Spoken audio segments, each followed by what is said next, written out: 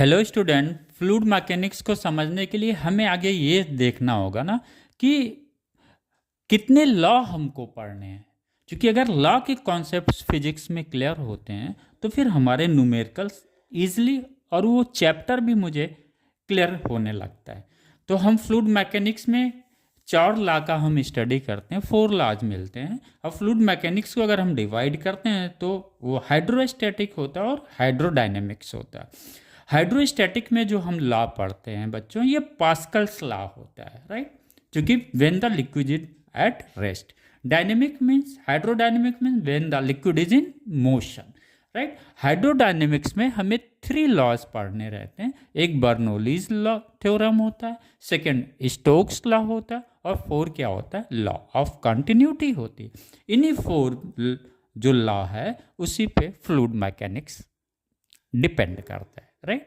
तो इस तरह से फिजिक्स को क्लासिफाई कर लिया करिए अपने आप नोटबुक में बना के, मुझे पढ़ना क्या है। तो ये 4 लॉज हैं, इसके अलावा 5th लॉज नहीं है इसमें, तो हमें इसे 4 लॉ को ही पढ़ना है, राइट। ओके, आइए अब हम बर्नौलीज थ्योरम को हम लोगों ने डिफाइन किया था। एक तो वे था हम लोगों का फर्स्ट डेफिनेशन हम लोगों ने जो लिया हुआ था, बड़ा सिंपल डेफिनेशन था। वो डेफिनेशंस क्या कह रहा था, ये डेफिनेशंस ये कह रहा था। फर्स्ट डेफिनेशन को 2 तरह से हम लोग डिफाइन करते हैं। फर्स्ट डेफिनेशंस ये कह रहा था कि व्हेन एन आइडियल लिक्विड और गैस और air flow in a streamlined motion from one place to another place, then at every point of its path the total energy per unit volume remains constant। ये this per unit volume बच्चों important है। अगर liquids का मास m है जो flow कर रहा है और इसकी वॉल्यूम v है, तो उसका डेंसिटी क्या होगा, मास अपॉन वॉल्यूम। ओके, तो पर यूनिट वॉल्यूम पे बर्नौलीज थ्योरम का ये कॉन्सेप्ट है, राइट। अगर हम इसको बर्नौलीज थ्योरम को ये हम देखते हैं, P plus half rho v square plus rho g h, हमको पता है ये प्रेशर एनर्जी है, ये काइनेटिक एनर्जी है और ये पोटेंशियल एनर्जी है। ये क्या कहता है, हर एक पॉइंट पे क्या होगा, कांस्टेंट होगा।